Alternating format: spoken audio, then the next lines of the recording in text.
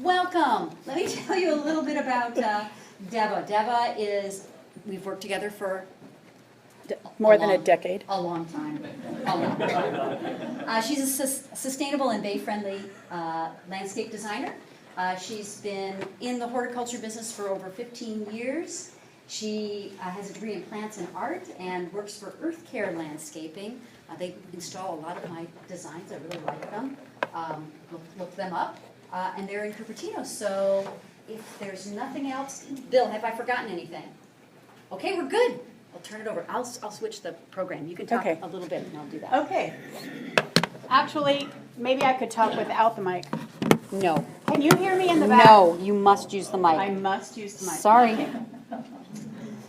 Okay, so my name is Deva, and I've been doing lawn replacements and native plants and all kinds of fun things with gardens. Yes? Can you turn off these? Let's turn I'll off do that. I'll do the that. lights. I'll do that. Oh my God, I have two things to handle. All right, so first I want to ask you all a couple of questions. So who still has a green lawn? Some people do. Okay. And who actually just let their lawn die? Many people. And who has just a pile of dirt now? Some people. And so the things I'm going to talk about will work for any of these situations, even a perfectly green lawn. We can take care of that. If it's a weed patch, we can figure that out too. So I'm going to have this talk in several different parts. First, I'm going to talk about some things that I hope will give you ideas, because one of the things that happens when you have decided to remove your lawn is it's really hard, if you're not a professional who does this, to know what on earth to do with it. And I imagine, so from a show of hands, who is sort of like mystified what to do next? A lot of people. All right. All right, so here's a quick comparison of two different situations. In Santa Monica, they came up with this great thing, and you can look this up on the website. Just go to Garden Santa Monica, and you will find all the plant lists and everything. What they did, it was inspired. They took two little houses, like cottages that the city owned, and they landscaped one of them in a traditional way and maintained it. And the other one they did in California natives and maintained it. And they kept all records for what it cost, how much water they used, everything. And so this is what they found. That there's the traditional one that they installed. And this is, I think, 5 months after they installed it. And you can even see it has a parking strip with lawn, which is it's something you see a lot when you drive around. And then this is the other one, and it even has a little passive rain system in it, but it also has, you can see they're using a no-mow lawn, some kind of no-mow grass in the parking strip. And they have permeable paving, so they're using some kind of decomposed granite for the path so water sinks in. But here is what the things are that they found. So they found that the sustainable or native one used 1/10 of the water, 1/4 of the maintenance labor, and 3/5 of the green waste. So not that I'm trying to sell you on it, of course, but here it is in graphical form, and you can really see, like the little purple people. There's the difference. What you would spend 15 hours of labor in a year compared to 80 hours of labor in a year. And how much water? 6,000 gallons compared to 57,000 gallons in a year. So this is just a wonderful example, just to do a little comparison. All right, so I want to give you ideas, and these are actually on your handout if you happen to get one. And so, and so if you are kind of not sure where to start to think about your style, even about your style of decorating your house. What kind of gardens do you like to look at? This kind of thing. And you can have everything from a structured, formal style, where you have things that are kind of matched up along the side of a path, compared to a very naturalistic style with curves and flowing grasses and whatnot. I'm going to show you some pictures just so you have some ideas of different landscapes. This is one that has a lot of Mediterranean plants. They're not necessarily California natives, but they have things like rosemary, some sages, some grasses, some lavender, some lantanas, different things that actually are very drought tolerant, although non-native. This is also Mediterranean kind of plants. You'll see that it has an olive tree in it. Here, I think I can even point. So there's, maybe I can point. Turn the lights down? I can point well against the ceiling, but not very well on the actual screen. No. Anyway, there's an olive tree in there. And some diamondia around the footpaths. You'll notice that a lot of things are gray. And this helps them to not lose so much moisture when the weather is very, very dry. You can also have a very contemporary looking garden using California natives and Mediterraneans. So it doesn't have to be, it doesn't have to look any particular style. This one is using all native plants. This is a little house in Sunnyvale, actually, and I took this picture. Stephanie took the picture, but I took this picture was taken in fall, right towards the end of summer, and I can tell that because this plant, which I would like to introduce you to, I don't have a pointer. The plant with the red flowers. Hummingbirds love this plant. This is a California fuchsia, and this blooms at the end of summer when many other plants have finished their spring bloom. And so this is a lovely plant to extend the season. And then another plant in this picture is deergrass, the one with the architectural kind of shapes to it. And so these are just a couple of my favorite plants. Can you give the Latin name? Is it Zauschneria? Yes, it's Zauschneria, which actually is also called epilobium. And that particular one was select Mattol. There are a number of very nice cultivars of California fuchsia that are very small and tight compared to long and rangy. So just be aware that there's variation. This is a rather spare but architecturally interesting palette. These are non-natives, but they are. You can see that it's a very drought tolerant palette. And here's another one with grasses and different kinds of natives.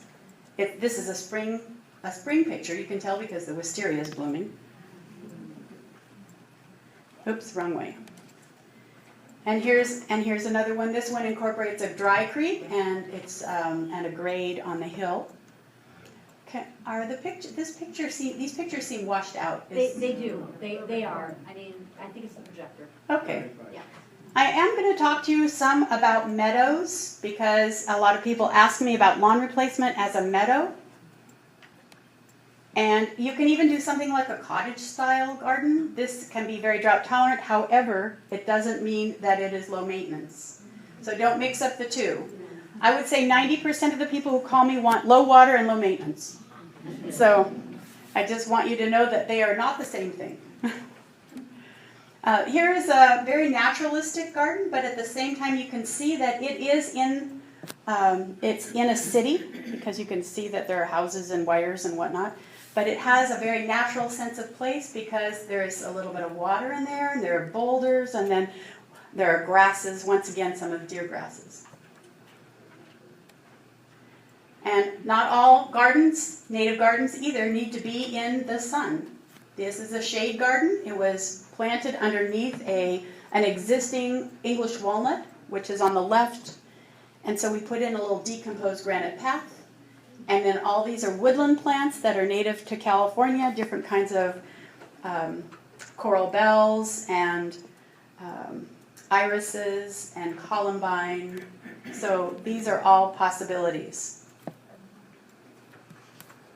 Am I going the right way? No. Question. Yeah, question. The plants that flower, do Yes. they require more water? No. So she's asking if plants that flower require more water. No, flowering and water are not synonymous. if a plant is designed, by nature to be a drought-tolerant plant, either because has a very extensive root system, or it has those gray leaves or it has fleshy leaves like a succulent, they will still flower when the conditions are correct for it.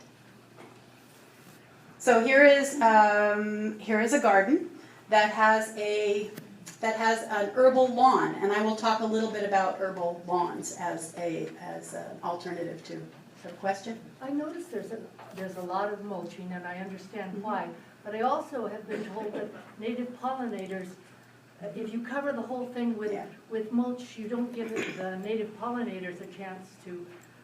Yeah, so what she's saying is, there's a lot of mulch in your pictures, which is true. I use a lot of mulch, meaning wood chips to cover the soil and improve the soil and protect it. And yes, there are native bees that dwell in the ground. They don't need a lot of space, but they need a little soil to access. And so they're, always leave something. Yes? One thing you don't mention here about the desirability of lawns is play areas for children and grandchildren and so forth. And they're not going to go running through this stuff. So You're right. Speak to that. So I'd be more than happy. I am not against lawns. I actually think that lawns do some things better than anything else. You really cannot find a perfect substitute for a lawn for a play area or for a flat green space.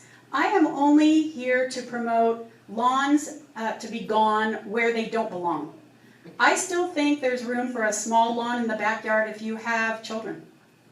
I just think we want to get rid of the lawns that are in the places where they don't make sense. They don't make sense in parking strips. They don't make sense in many front yards where the only person who ever walks on them is the one who's mowing it. So I really think that if we were just to have a small lawn where we used it, we could reduce our lawns by probably 90%. Yes? What about the no-mow grasses? So the no-mow grasses, I'll talk a little bit about that too. Play on them? Can you play on them? Not as easily. A lot of them are real lumpy. Okay, so, but I will talk about them. Excuse me. Yes? Question. Is there something, maybe not exact replacement to a lawn, but almost? Okay, she's asking, is there something that's almost a lawn? Not exactly a lawn, but almost a lawn? Yes, and I will talk about it, I promise. Okay, so I wanted to just say that there are lots of ideas, okay? I missed that part. Lots of ideas, and I'm just going to run through these really fast so that you have, if any of them sparks an idea, jot it down and you're like, oh yeah, that could be the starting point for whatever I'm doing. So you could do, a children's garden or a fairy garden or et cetera, et cetera. I wrote it down. So here, you can see, you can do all kinds of stuff. Some of it is, this particular one, I have to admit, is at the Brooklyn Botanic Gardens. But just think how cool it would be if it was in your front garden. So, in this case, here's another children's garden where actually we combined a lot of edibles and along with children's garden.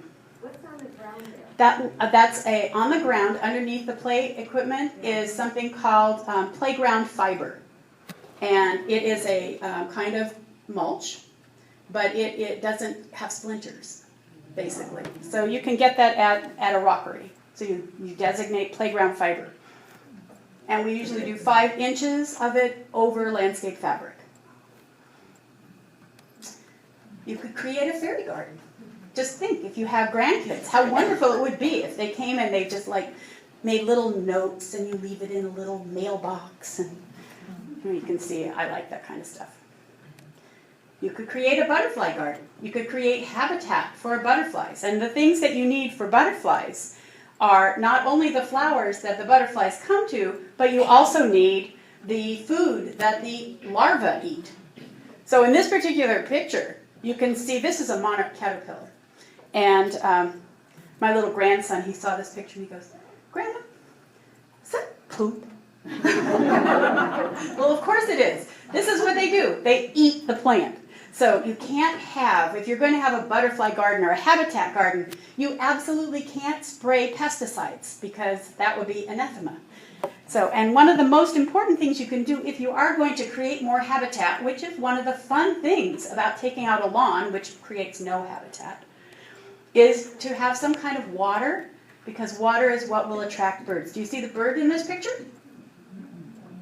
If I had a pointer, I'd show you. It's over on the right-hand side. Yeah. If we turn the lights down just in the front, we could do the pointer. Well, I'm happy to. Can we turn the lights down? Who's near the light switch? Just to the front. If we try it now. Okay, I'm trying the pointer. No, for some reason it only No, wants. it's a TV. That's why. It's a TV. Okay, Turn the lights back on, please. Thank you, sorry. it was a good idea.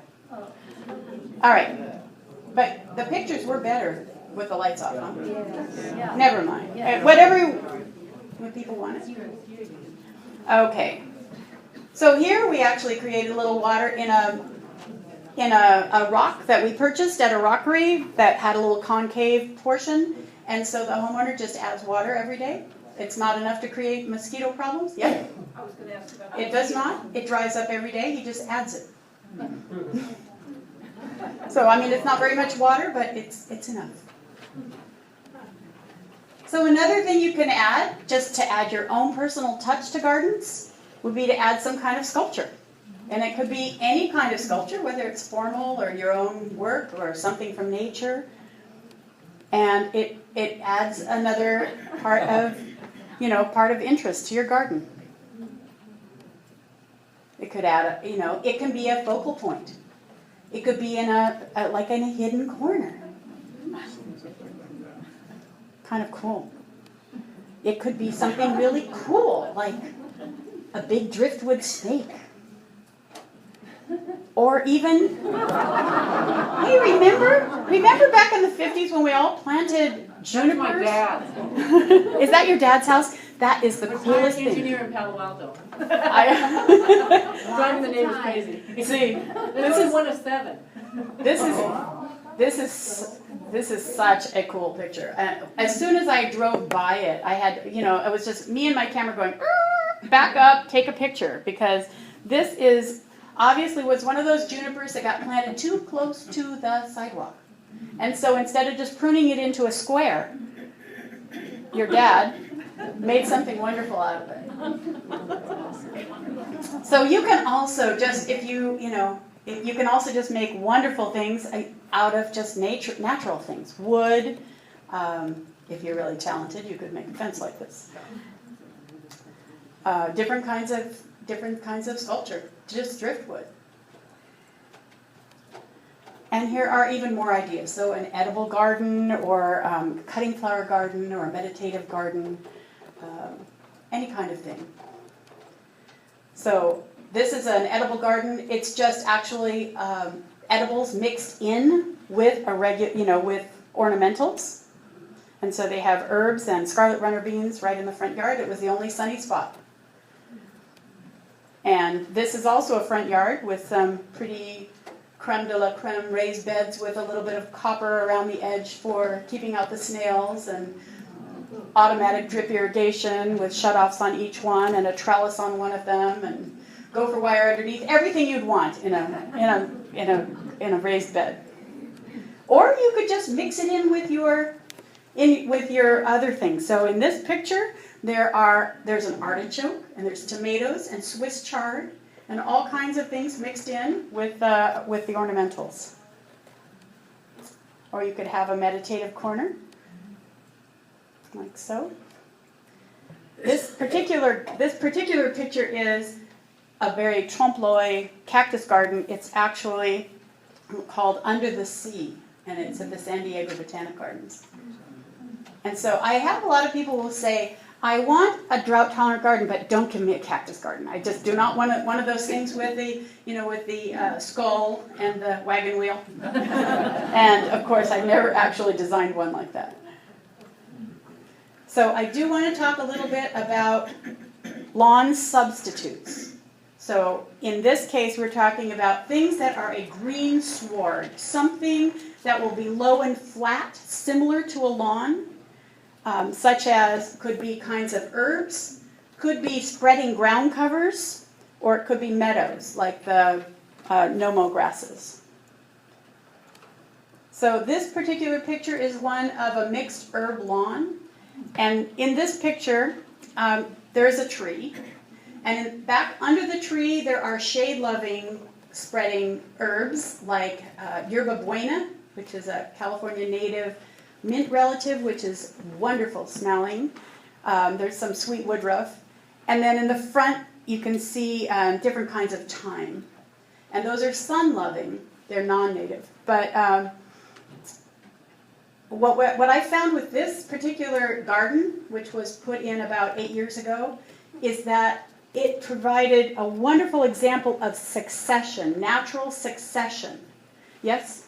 I'm guessing you're going to get to this, but how are you irrigating all this Yes. stuff? Well, I can say right now, this particular garden, this is all irrigated with subsurface drip, Netafim, with a, so it's all underneath the surface. And so it's much more water efficient because there's no overspray, there's no, I mean, you could actually use a spray system, but we didn't. We try not to. Do subsurface drip systems, do the holes plug up? So the Netafim is a pretty robust system, and each particular hole is actually a separate pressure compensating emitter. And there's a flush valve at the end, so you flush the system out. It is not to say that you couldn't have some of that happening, but so it's good to draw a picture of where you put those lines. But for the most part, we've been putting them in for 15 or more years with great success. Would you spell it again? Yes, so the brand is Netafim, Netafim, as in Mary, Netafim. Can you do it without water? Can you do this without water? Without irrigation. Without irrigation at all? No. No, if you're talking about watering by hand, I'm looking for a way to not pour water on something. sure. And So you're this just would putting not be the best Are choice. there any? Are there any, here's the question, are there any gardens that you could install that use no water? Once established, yes. So I'll talk about that. Okay? Yes. Are these evergreens? Yes, that's evergreen or ever purple in this case. No, sometimes purple. How sub is it? Oh, yes, when we put in the subsurface irrigation, it is about 4 inches below the surface. Below the mulch or below the dirt? You can still dig a little bit, but you better be careful. Below the mulch or below the dirt? Oh, it's below the dirt. Yeah. Oh, I should explain. That's if we're going to do something like this, where it's solid plants. But we use Netafim sometimes where we are planting shrubs and different discrete plants, and then we lay it on the surface of the soil. So I actually have it in my front yard. Yes. We took out the grass, we did total native and then again, we had such a struggle with it and getting the plants to get established and not die. So one of the problems with Netafim, I think, is that depending on how far apart you put the lines, if your new plants are not next to an emitter, they need hand watering to make it. You can tap the emitter and put a run to the plant. Right. Yes, I suppose so. Yes. Or you can hand water. Solve that. Or you can lay the lines and then put your plant right where the emitters are. All right. So I wanted to say that this was an example of succession in that as that tree grew much bigger, the shade-loving plants in this patchwork of ground covers started to spread and took over much of the area where there were sun-loving plants. So it was kind of a wonderful thing to see. And to remember that our gardens are always in succession. Really, the only gardens that aren't in succession, like a natural ecosystem, are gardens that are maintained to always be juvenile, like a lawn. Yeah. Yes, in the back. Yeah, soil prep for something like that. Some of us have topsoil that's clay, and some of us just have clay. So how did you prep that? Yeah, so in this case, it was clay, and we added a fair amount of compost, and we rototilled it in. And I want to talk to you about another way of doing things. I'm going to talk to you towards the end of this presentation about sheet mulching. So this was put in before we started doing a lot of sheet mulching, and if we were going to do this again, we would still do it the same way. We'd still rototill and a lot of compost, because you're going to plant a lot of little tiny plants when you do thyme or something like that. But I now am a big fan of sheet mulching, and that is planting in mulch. So I'll talk about that, and I'll show you pictures so you get an idea of the two different styles. And sheet mulching is a great way to improve clay soil. And so here are some of the suitable herbs that you can use, and you just have to pick, if you're going to do something like this, remember that this is still a monoculture. So you are going to have to weed, and that's one reason why that was kind of cool, that particular one, because it was a mixture of several different herbs kind of duking it out.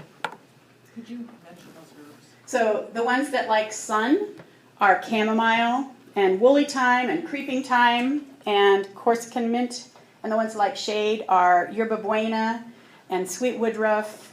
And yarrow is I'll show you some pictures of yarrow. It's sort of an herb. Is that sunlight? It likes sun. Yarrow likes sun. So here's a picture of a yarrow lawn, so-called lawn. It looks fuzzy, and this is the yarrow before it blooms. It spreads by runners, which makes it a pretty good lawn substitute, and you can kind of walk on it because it's tough. I wouldn't play soccer on it particularly, but you can walk across it. And this is what it looks like when it blooms. Isn't there also a really low form of it? There is a low form of yarrow, but it still blooms. So this is a flowering plant, and this yarrow blooms about 18 inches tall. And there are low ones that only grow 6 inches tall, but they don't spread as vigorously. And this particular one is a California native called Pink Island Form. Comes from Southern California. But most of the native yarrows are white. But there are other colors and some from Europe as well. Drought tolerant, you can weed whack them afterwards. They're a great habitat plant. You can use them as spot plants in a perennial border, and that's a traditional way to use them as well, as instead of as a lawn. Any quick questions about that one? Okay. This is another California native, Armeria, or sea thrift, or pink, that I never actually would have used it as a lawn substitute, but I passed by and saw this in Sunnyvale. And of course, once again, stop, back up, take a picture, and looks fantastic because, of course, it's very low and green and then these cute little pink puffballs. But my experience with Armeria, which is a coastal plant, is it tends to brown out in the middle, so you get kind of donuts. So don't be, I should go back and see how this is doing 2 years later. Don't be completely fooled. Oops. This is a thyme lawn, and what can I say? This was a fun project because they liked red and yellow. So I want to also address in some way meadows, because people think, oh, I can just take out my lawn and put in a long grass. And it will give the same feel and it will be more drought tolerant, which is true in some ways. But I want to share with you some of the things about meadows that I've learned over the years.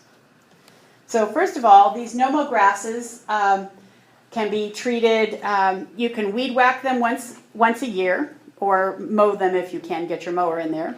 They have seasonal changes, so they have flowers, they sway in the breeze, they do provide more habitat than a lawn does. And they can be interplanted with wildflowers. So these are all positive things and good, very cool things. This is one that is made of a red fescue lawn. And I will show this picture and people go, oh, I want that. But then I have to share with them, this is what it looks like when you cut it back.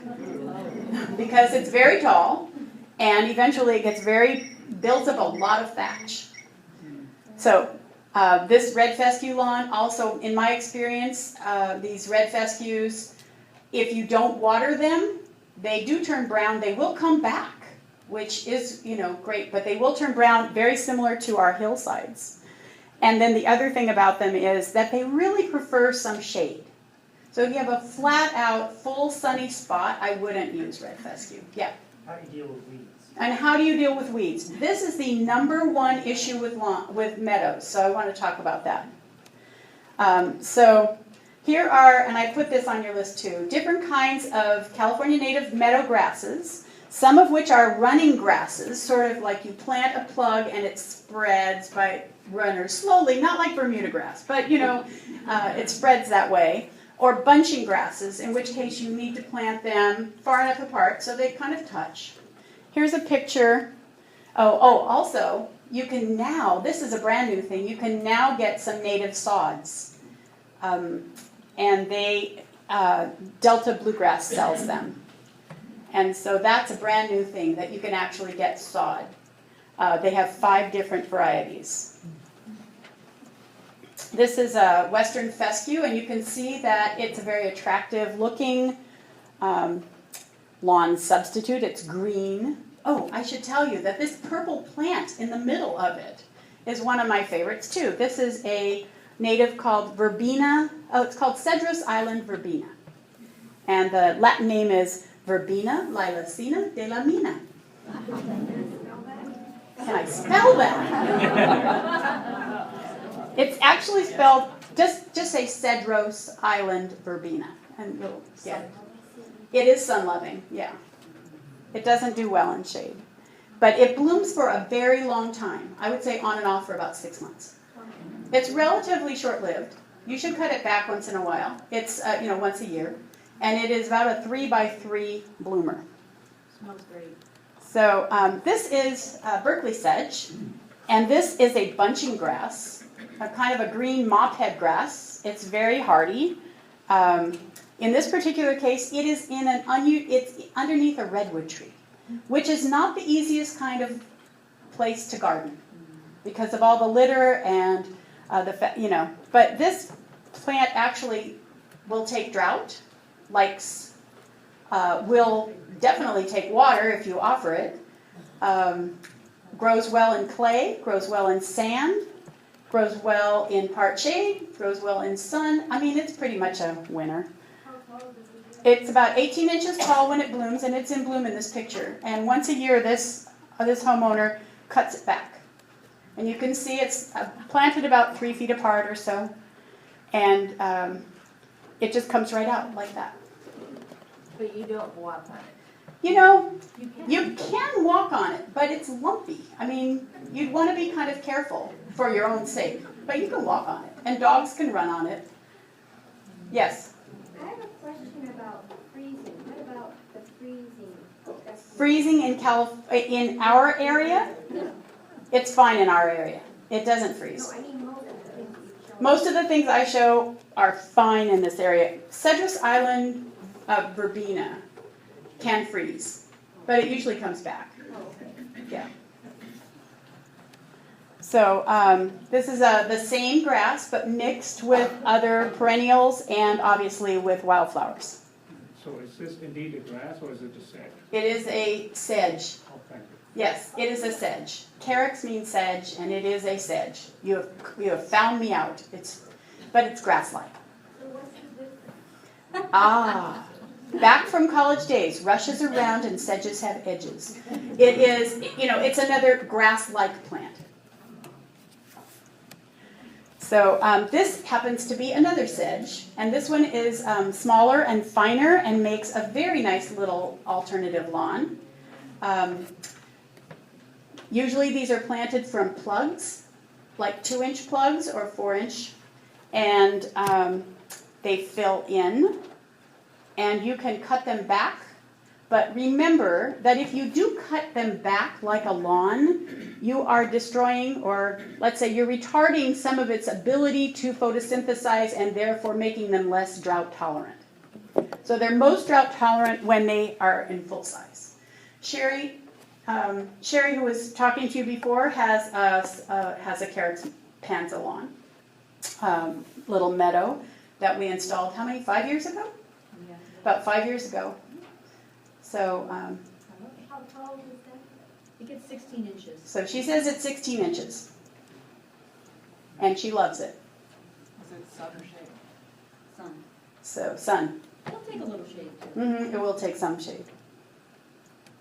So sometimes people ask, and I think you were asking, is there something that's like a lawn but isn't a lawn, or doesn't take as much water as a lawn? So we came up with this eco lawn, which is a mixture of seeds. We use red fescue, clover, and yarrow.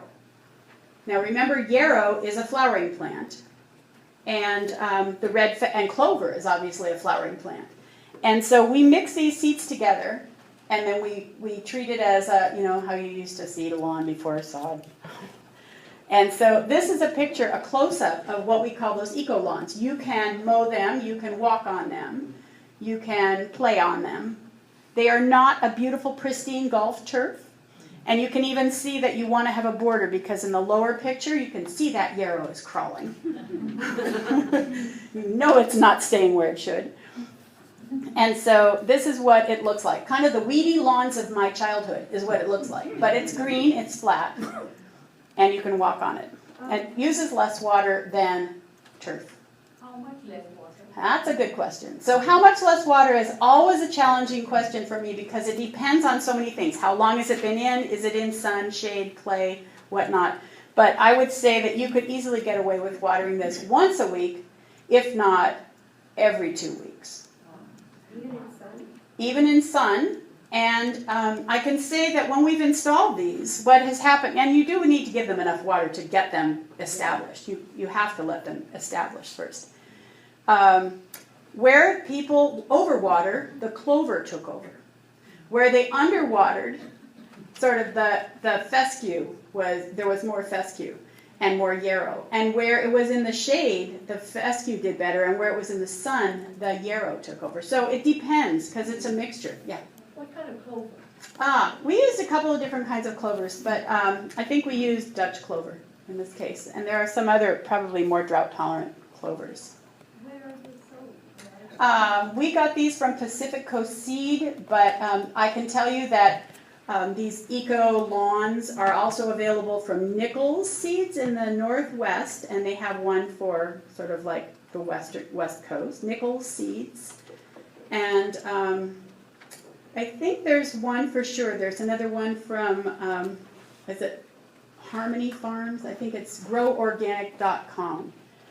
And you can look up eco lawn. Do you have any pictures of yerba buena? Do I have pictures of yerba buena? My organic gardener suggested that. Yerba buena would be a beautiful, low, fragrant leafed plant to have in a shady area.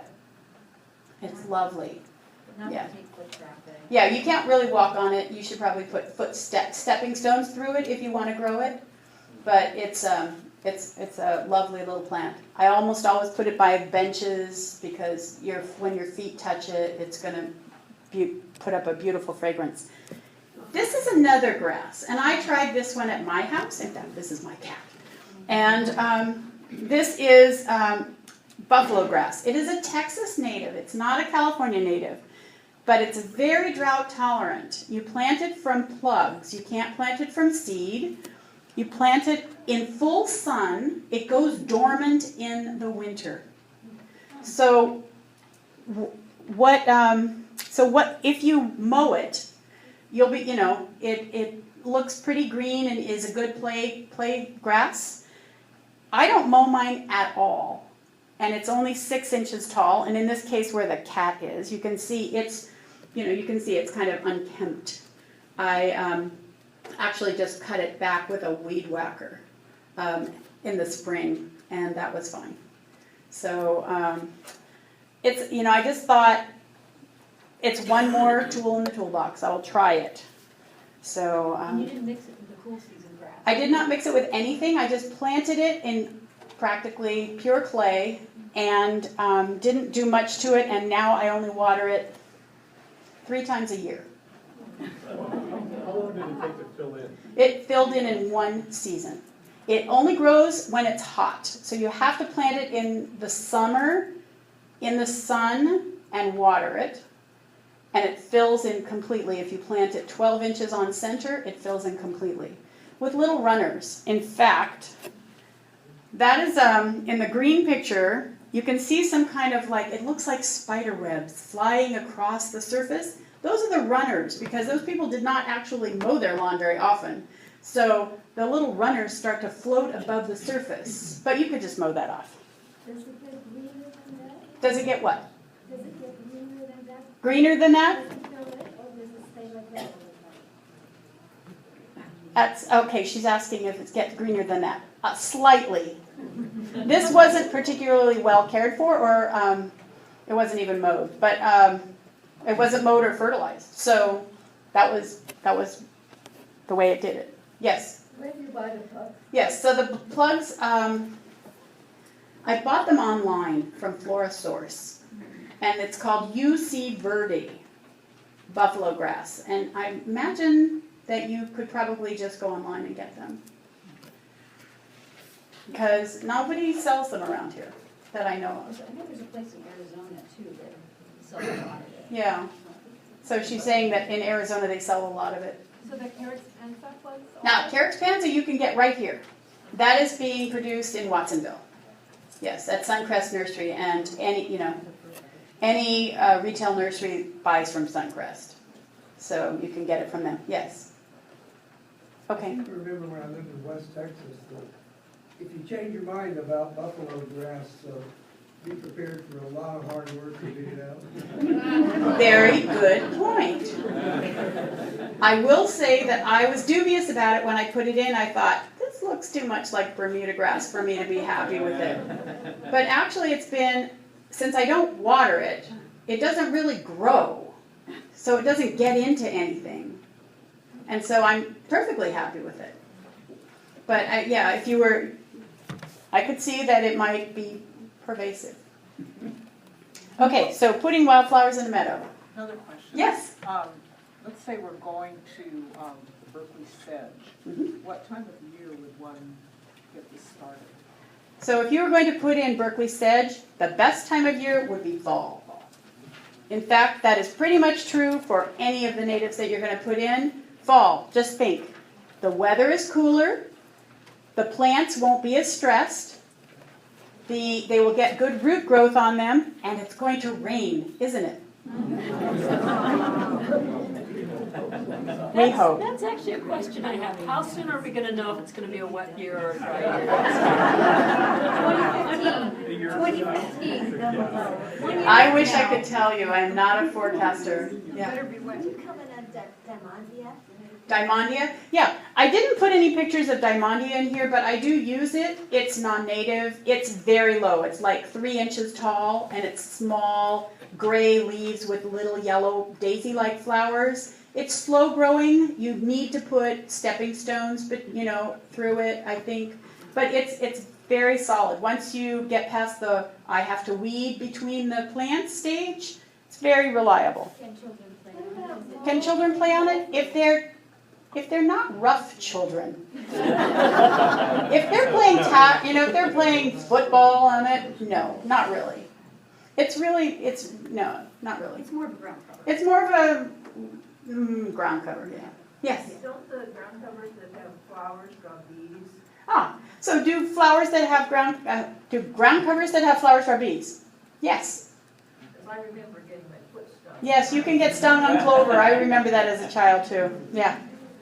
Yes. Moles and gophers. So moles and gophers. Like this stuff? Do they not like this stuff? Moles, of course, like insects. They're not eating plants. They're messing with your plants on their search for insects and worms.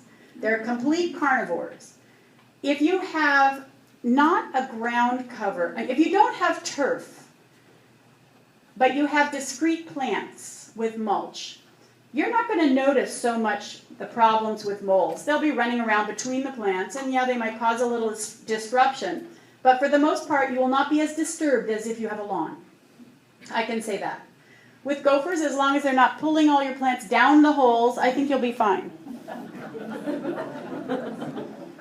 So when you are establishing a meadow, you have to have a very relaxed attitude about, let's see, here we are. It's 8 o'clock and we're going to 8:30.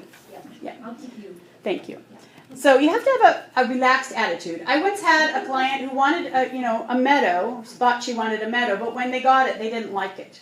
So this is something, you want to know that things change with meadows. There are seasonal changes. They have grasses that, that flower, that turn brown sometimes, that do different things. And so it's not like a lawn that never changes. So you just want to decide, do you want a bunching grass or a running grass? And are you going to mix it with wildflowers or not?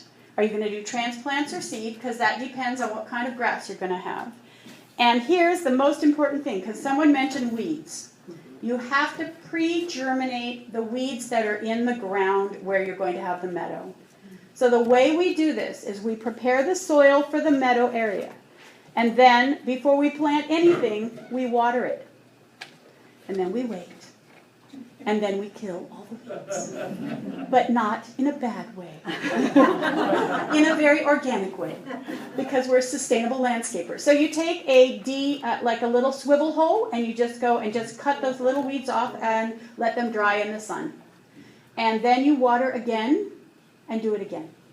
And if you can do that a couple of times, you will seriously deplete the weed bank that's near the surface of that soil. And you'll really make your life easier. And then after you're not going to rototill, are you, after that? Because what will happen? You'll just bring up new weed seeds and have to start the process over again.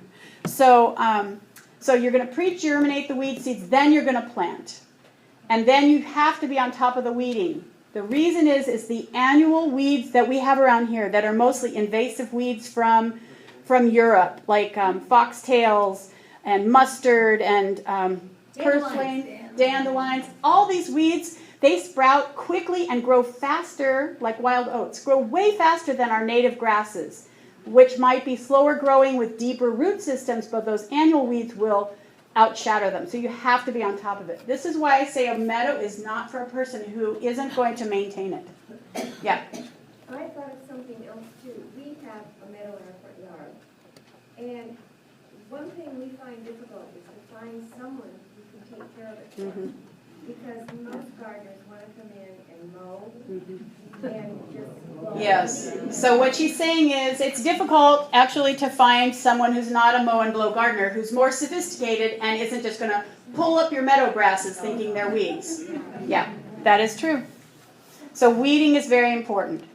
So I do have one little meadow progression to show you. Yes? Also, I would recommend for that person to get a fine gardener. Yes. If they can find one. So if you can find a fine gardener, that's F-I-N-E, fine gardener. That is a fine gardener is a person who has more horticultural knowledge than your average mow and blow gardener. So if you Google fine gardener... Fine gardeners. I think that might work. Yes? Do you ever incorporate succulents into your... I do incorporate succulents into my gardens quite often. There are some California native succulents. The Dudleyias are fantastic. But for spreading plants, I usually rely more on things like sages and ceanothus. But I will put succulents near boulders. I think they look fabulous near boulders, that kind of thing. So here's a little meadow progression for you to look at. So the first year we did, we actually put in, for these people, a small lawn, and next to it, a small meadow.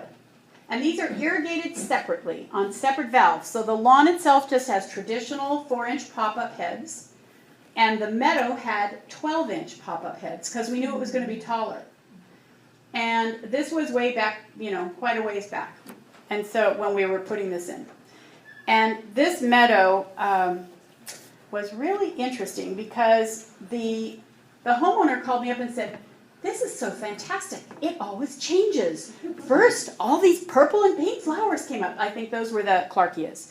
And then it was all blue flowers, which was the flax. And then the next thing that happened is the poppies bloomed. And then after that, actually the grasses came in and kind of smothered out all the flowers. So what we had to do was go in with a little shovel or a trowel and make divots and put in a few more wildflower seeds because the California fescue, which is one of our tallest native grasses, kind of took over everything else because I was kind of abundant with the seed.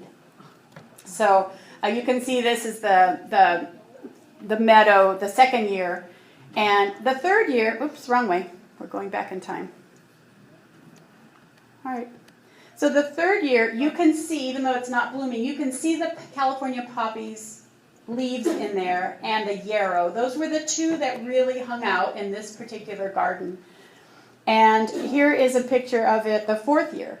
So when it's kind of in its full glory in the middle of summer, the grasses are blooming, the flowers are blooming, and it's just a really satisfactory meadow for this garden. There are birds and there are insects, but this homeowner was really on top of it. So, oops. So I did want to say something that pertained particularly to some of you who may want to design your own space. And so what I did is I came up with the idea, here are sort of 6 steps that you would take when you are trying to look at a blank space of what was formerly known as lawn and try and figure out how to attack that garden-wise. Even if so if you're going to do it yourself, these are the steps that I would choose. So first of all, lay out your paths. So you're going to lay out paths because, as you know, in a lawn, you can walk anywhere, in any direction, at any time. But once you start planting, you can't. So find where the paths are for the natural circulation. And these paths might be very elaborate paths made of, say, flagstone. So they really provide some structure for the garden. Or they might just be mulch paths. Some of them might be maintenance paths, just to get to the plants, to check on them, or prune, or something. So the first thing you can use for that, you can use a garden hose and just lay it out. Find a nice shape. Don't make the path like this. And you could use flags, you can use rocks, you can use stepping stones, you can use whatever so you can visualize where the paths go. That's the first thing. Now you have divided and conquered the space. All of a sudden, it no longer looks so intimidating. You now have smaller, more interesting shapes within your garden to work with instead of one big giant square or circle. Do you know what I mean? So that's the second thing. Now you look at these smaller areas and you next are going to put in the larger items that you need. Suppose you need screening for something. You want to screen your neighbor's really ugly RV. You want to, cover up a property line, something like that. So you are going to do some screening, or maybe you need shade. Maybe you need shade for the front or back of your house, or for covering a patio. So then you place the proper tree, on your design or in your mind, whatever, on your paper that you're drawing. And you're going to do that next. The next thing you're going to do is look at views from your windows and from your patio and from the places that you always look. So go and sit there. Look out there and go, I would like to see a bird bath there. Or I'd like to see a group of boulders there, or something like that. So think about placing accents in your view spots. So that's the next thing you can do. And those accents might be a beautiful structural, say, manzanita. Might be a beautiful, arching deer grass. It could be anything that that would draw the eye. Then I would say the next thing is maybe look at the pathways where you walk next to your hardscape, the sidewalk, near your entry, and maybe put some decorative kind of things. That's the place to probably put some colorful perennials. And then after that, you have some more space. So that's where you put those low spreading ceanothus or sages or buckwheats or coyote bush, any of those things that you plant one and it spreads 9 feet wide. It's only 18 inches tall but 9 feet wide. That's what you fill in the rest of it with. And this is my simple six steps suggestion. So I hope are there questions? Yes. The maintenance paths. Yes. Sounds nice and concept, but how do you keep them? How do you keep the maintenance paths maintained? Don't plant anything there. Is that what you meant? Yeah, make sure that you know how far apart these plants will grow. Don't put anything next to the path. Make sure that there's space to walk. Yes? What about annuals? Annuals. I don't do annuals. No, but you can. So where you have plants that are relatively slow growing, and you know you're waiting for that manzanita to grow, 8 feet wide, but right now it's 2 feet wide, that's a good place to plant annuals. Mm-hmm. Yes? Do you recommend using like stones or something like that for paths as opposed to mulch? Okay, so she's asking if I like flagstone instead of wood chips for for paths. I use everything for paths. Mulch is a perfectly good path. It's the least expensive path you can put in. Just use mulch. And it works pretty well. It's dry. It's not so good for dragging a garbage can on, but It needs to be replenished. it will need to be replenished as it decomposes. Yes, but think of it. It's just you can get free mulch. But I like flagstone. I like all kinds of things. I like pervious concrete. Yes. How do you maintain established trees when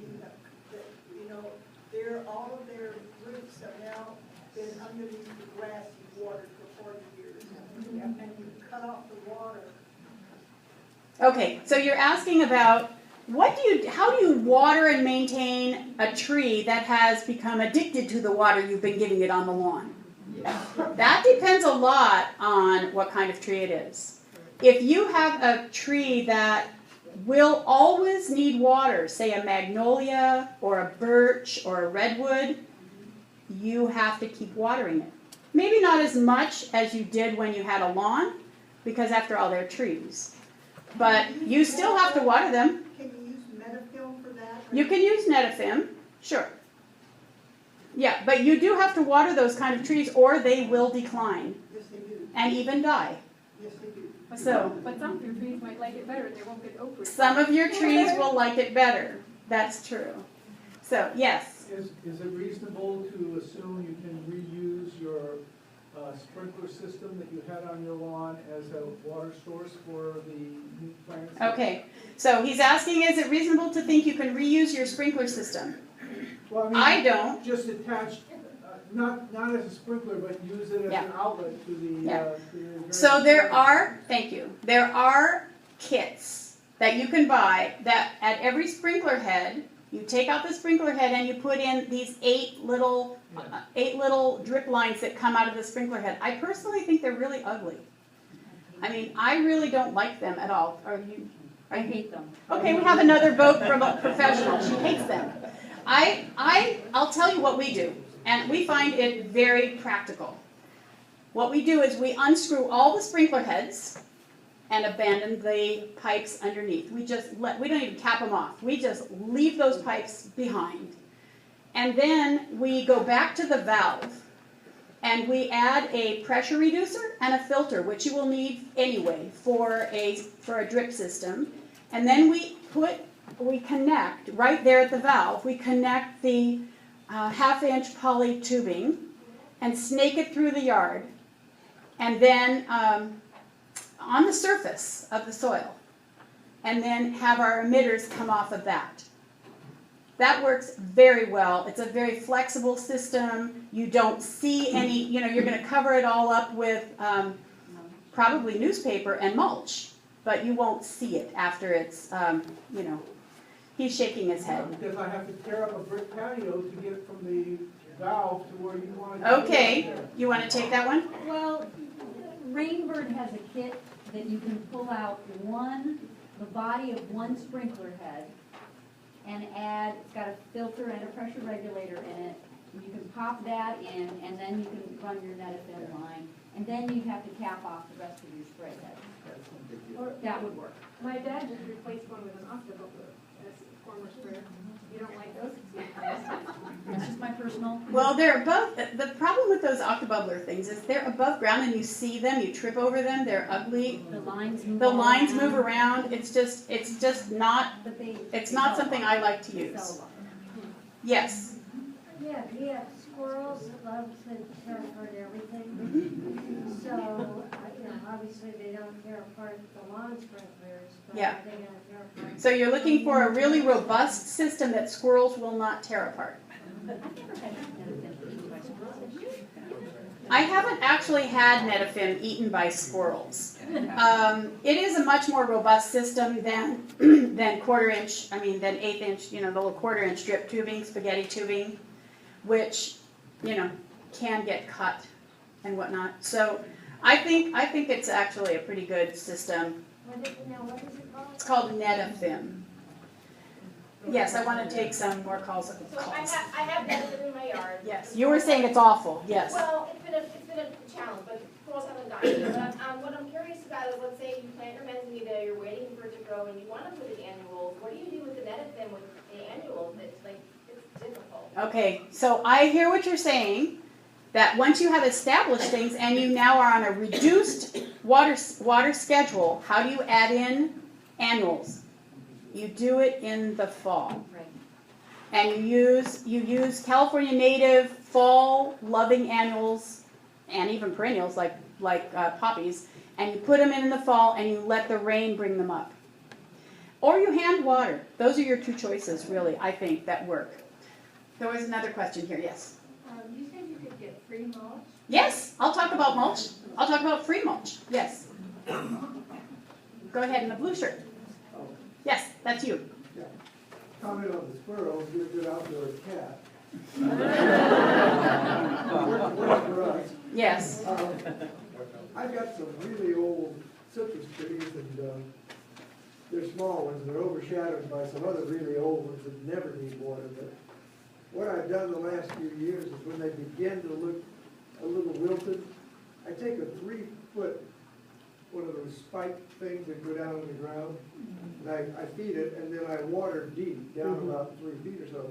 It's worked for me, but what's your opinion on that sort of No, I water? think that's fine. I think actually one of the best things you can do is pay attention to your landscape. So if you see something starting to wilt, then you do something about it. Whether it's hand watering or like you are doing deep watering or something like that. Yes? Going back to free mulch, I have 2 Japanese maple trees, a flowering pear tree, and a crepe myrtle. Every year when the leaves come down, I rake them all around my agapanthus, everywhere, and on this maintenance path, I have stepping stones, and some of those leaves go in between them. And that's really free mulch. So that is very free mulch. Just for your own labor, you're just getting the free mulch that nature provided you. And it's the best mulch. I love that. Question. Yes? Allergies. People who in your family are all got allergies from the traditional garden. What happens when you bring in these very dry, desert-like plants? They're flowering still. Is that going to introduce a whole new wave of allergies? It's a darn good question that I do not entirely know the answer to. There is a allergy-free gardening book. Yeah. So, yes. So this is probably the best answer also.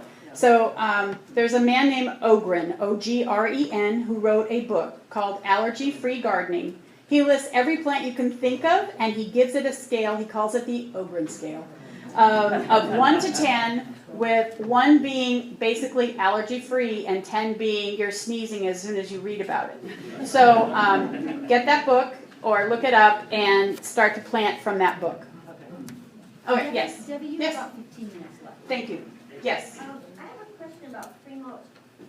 Are the leaves from a camphor tree harmful to meadows? No. So leaves from a camphor tree are fine. Also from a eucalyptus tree and from a black walnut tree. All of those, and even the bark from those plants are fine for mulch. I will talk more about mulch in a moment, but I hear I only have 15 minutes, so I'm going to move on. We can hold questions till the end. Go ahead, make it quick. If you replace a lawn around birches with an eco lawn, is there a danger of, and you can reduce the water a little bit, I understand, but is there a danger of overwatering eco lawn? Is it fussy about how much water? So she's asking, is it dangerous to overwater an eco lawn? I don't think so. You know, the birches aren't going to need as much water as, they aren't going to, no. you're not going to overwater an eco lawn. What will happen is that the clover will overshadow everything else because it will accept the water. We're going to hold questions. All right, so now we're going to hold questions for a little while until we get into the other nitty-gritty nuts and bolts that you want to know about. So here are some drought-tolerant ground covers that if you put one in, they spread far and wide. So one is low-growing manzanitas. Arctostaphylos is the name. Manzanitas are a quintessential California native plant. They have beautiful tall ones with multi-branching and red bark with peels, but there also are these low-growing ground cover ones. And the one I like best, I think, for being a nice low-growing one is the one called Carmel Sur. You will find in the nursery one called Emerald Carpet, which actually needs about weekly watering.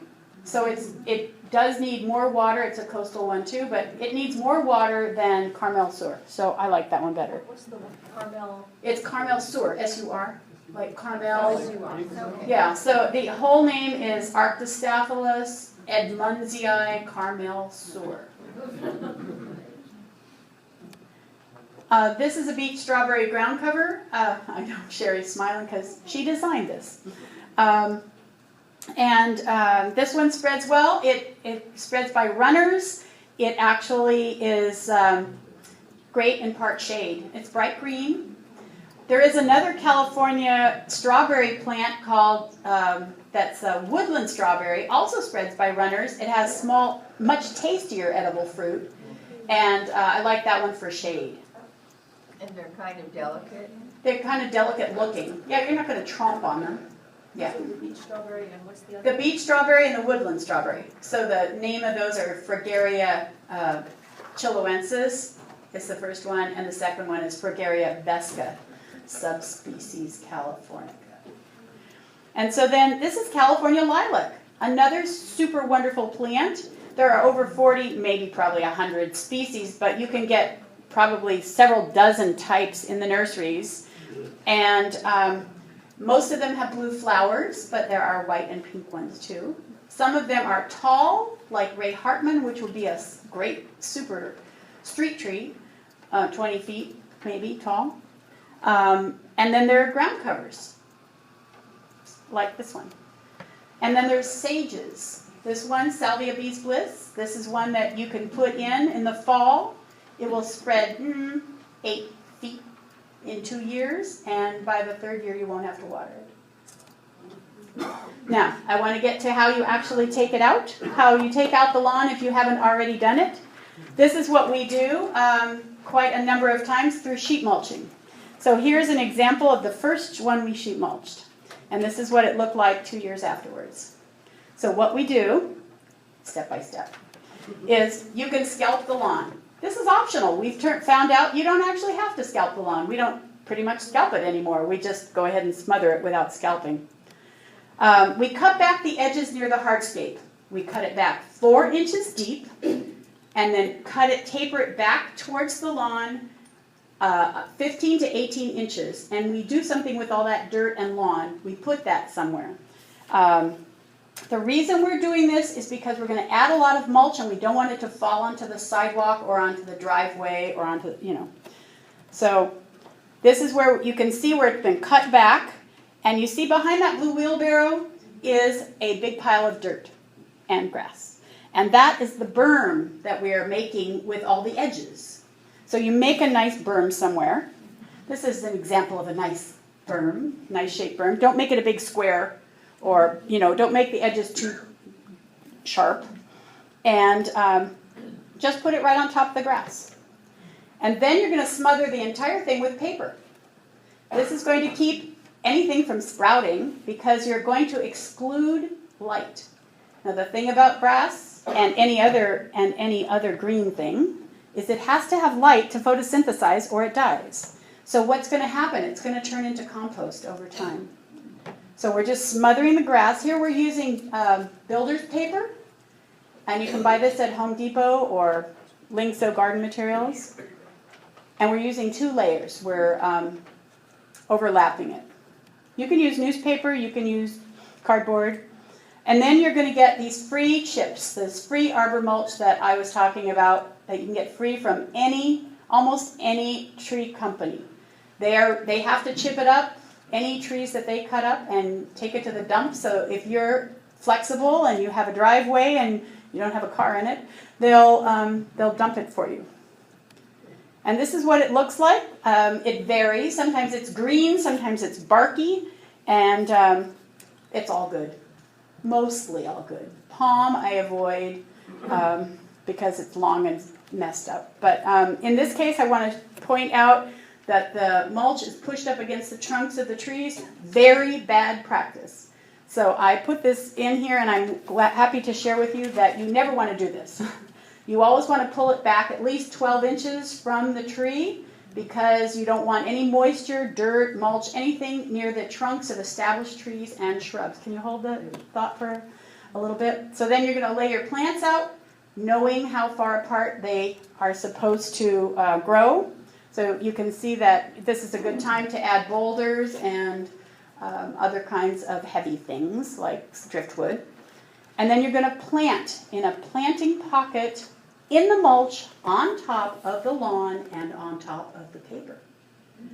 So what you do is you just bend down there and you push the mulch aside in a little hole. You put a bucket of compost there, and you're going to plant right in that on top of the paper. If it's a 1-gallon plant, you're going to have to break it up some, break up the root ball, and squish it down.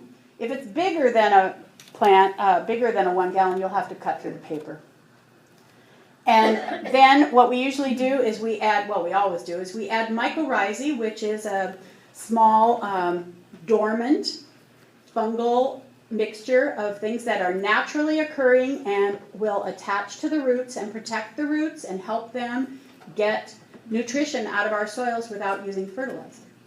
Also will protect them from things like nematodes and other things. So this is sort of like a secret ingredient. Every soil here had natural mycorrhizae, but a lot of it was destroyed by fertilizing, by pesticides, herbicides, compaction, air pollution, etc. And then we add the drip irrigation right there on top of the mulch. We lay those lines, that's a 1/2-inch line that's being snaked around coming from the valve. And then we bring this little black line is the spaghetti tubing that's coming off of the 1/2-inch line. And then and it has no emitters. But the brown tubing there has emitters, pressure compensating emitters every 12 inches. You can get them every 6 inches too. And then you circle that around a couple times and cap it off and stake it down. This is a very flexible system because you can pull it further away from the plant as the plant grows, or you can add to it, or you can cap it off. This happens to be an example of dry creek that we are putting in. You can see that in this picture, you can see the plants, you can see the irrigation lines. We're pushing it down into the soil, the mulch in this case. The plants haven't been planted. You can see the paper. In this case, it's newspaper. Underneath there, you can see that we dug out the dry creek. And here it is planted that same day. So you can plant the same day that you lay this mulch out. And this was 11 months later. Wow. So it grows really well. It's very surprising. We actually weren't sure it would work. But now we've done over 70 of them this way. So here's a couple of other examples. This was November, and then 6 months later, we did manage to talk this homeowner into taking out those shrubs. So you can see just the tree was left. So you don't have to do that watering the weeds and running them off the roof method, do they just get the... No, in this case, we are not talking about a meadow. We are talking about discrete plants that spread. That is the difference from the other things I was talking about. So we're going backwards again, sorry. So here's another one. This one was planted in fall, one of the best times to plant. And you can see 2 years later how well it grew in. You want to see that again? So I really like that ooh. So I want you to look right to the right of the green door. There's a tiny little plant. It's a toyon. And the big thing in the middle is a 15-gallon olive tree. And those purple things are non-natives, but everything else is native. All the little things are native.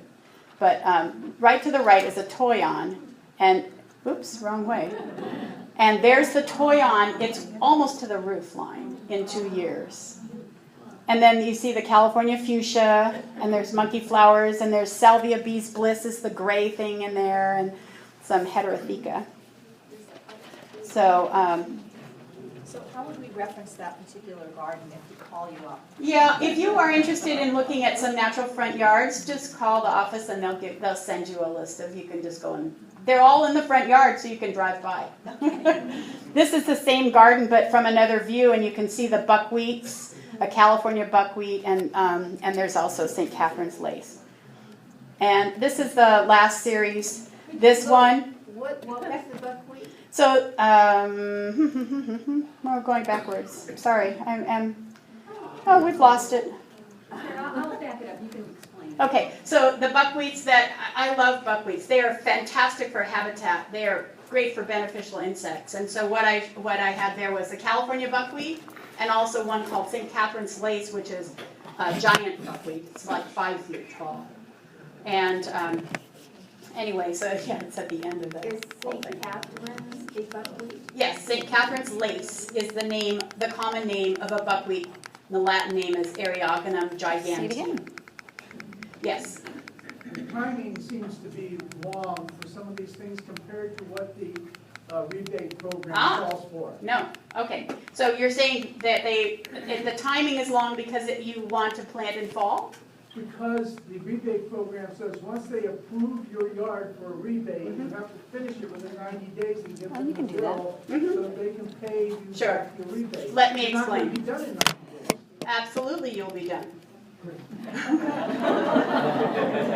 I'm doing dozens of gardens right now, and they'll all be done by September 30th. No. So here's the situation. Right now, the rebate extra money is good until they have to approve your garden, give you what they call a notice to proceed by September 30th. However, you don't actually have to. Then after that, you have 90 days after September 30th or whenever. Yeah. After they give you the notice to proceed, you have 90 days. We do these gardens in about a week. Yeah, but you're saying killing the lawn and all That all happens in 1 week. We lay that mulch and that paper down, and then we plant the next day. So it is not a lengthy process when you do it this way, in the sheet mulching way. Yes. I called the water department because we let our grass die. Yes. And they said they won't come out unless it's green. Right. I'm sorry, but that's a little asinine. I know. It's too bad if you would have to water it again to make the rebate. And that's unfortunate, and I herald you for having let your lawn die, and I'm sorry you can't get the rebate, but they did make a rule that it has to be green when they come out and see it. Yes. So this is the picture with the buckwheats. And this is the last series, as I was saying. This is in the lower right-hand corner. You can see what it looked like originally with a lot of hedges and big trimmed up yews. And then when we took those out and then smothered the lawn, then it looked much bigger, as a matter of fact, because it was all mulch. But then that's 3 years later. It has a very natural feel. I just went by there. It's very, it just has a completely different feel to it. So there are resources that are also listed on your handout, and I thank you for coming.